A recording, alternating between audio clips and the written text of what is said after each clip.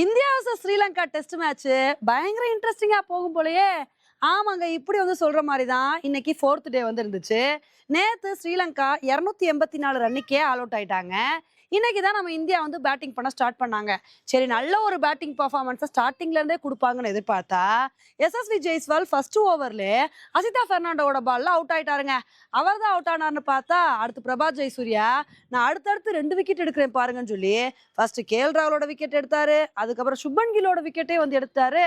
சரி, படிக்கல் போன இன்னிங்ஸ்ல நல்ல பெர்ஃபார்மன்ஸை கொடுத்து செஞ்சுரி அடிச்ச மாதிரி இந்த இன்னிங்ஸ்லயும் விளையாடுவாரு அப்படின்னு சொல்லிட்டு எதிர்பார்த்தோம்.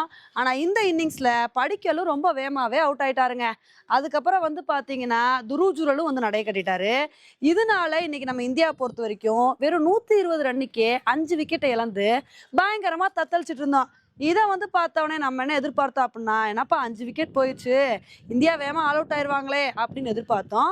ஆனா ரிஷப் பண்ட் கொஞ்சம் சப்போர்ட் பண்ணாருங்க. அவர் நல்ல ஒரு இன்னிங்ஸை கொடுத்து ஹாஃப் செஞ்சுரி அடிச்சு அசத்தினாரு.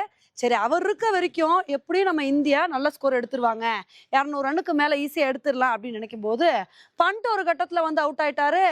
அவர் அவுட் ஆனதுக்கு அப்புறம் சீட்டு கட்டு மாதிரி அடுத்து விக்கெட் போக ஆரம்பிச்சிருச்சுங்க. ஜடேஜா, மானவ், சுதார்னு சொல்லிட்டு மாத்தி மாத்தி விக்கெட் போயிருச்சு.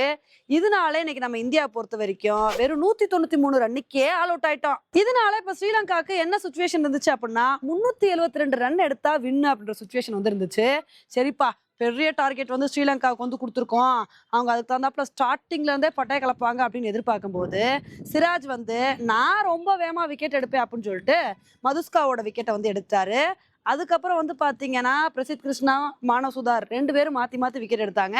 மானவ் சுதார் 2 விக்கெட் எடுத்து அசத்திட்டாருங்க. அதுக்கப்புறம் 4 விக்கெட் போனாதான் நம்ம இந்தியானால விக்கெட் எடுக்கவே முடியல. தனஜயா டிசல்வாவும் தினிசாவும் நல்ல பார்ட்னர்ஷிப் போட்டாங்க. இதனால இன்னைக்கு நாள் முடிவுல ஸ்ரீலங்கா 84 ரன் எடுத்திருக்காங்க. 4 விக்கெட் தாங்க போயிருக்கு.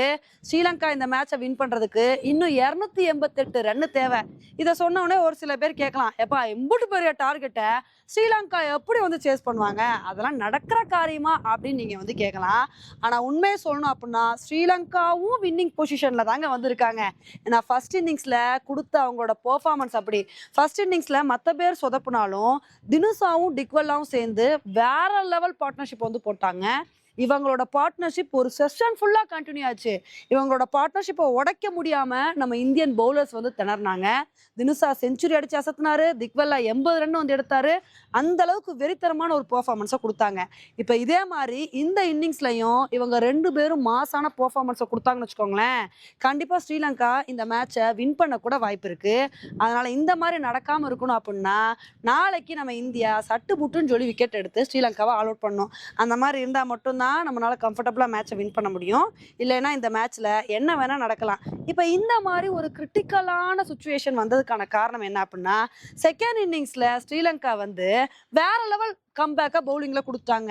ஏன்னா ஃபர்ஸ்ட் இன்னிங்ஸ்ல நம்ம பேட்டிங்ல வெறித்தனமான பெர்ஃபார்மன்ஸை கொடுத்து ஈஸியா பாத்தீங்கன்னா 400 ரன்னுக்கு மேல எடுத்துட்டோம். செகண்ட் இன்னிங்ஸ்ல ஒரு 250 ரன் எடுத்திருந்தோம் அப்படின்னா நல்லா இருந்திருக்கும். ஆனா ஸ்ரீலங்கன் பவுலர்ஸ் அசத்தி போட்டாங்க. இதுல அசிதா பெர்னாண்டோ 1 இல்ல 2 இல்ல 4 விக்கெட் எடுத்து பட்டைய கிளப்பிட்டாரு. மற்ற பவுலர்ஸும் நல்ல பெர்ஃபார்மன்ஸை கொடுத்தனாலதான் இந்த அளவுக்கு இந்தியாவை 193 ரன்னுக்கே கண்ட்ரோல் பண்ண முடிஞ்சு. எது எப்படியோ இந்த டெஸ்ட் மேட்ச் பயங்கர இன்ட்ரெஸ்டிங்கா மாறி இருக்கு. நாளைக்கு என்ன நடக்குது அப்படின்றத பொறுத்து பார்க்கலாம்.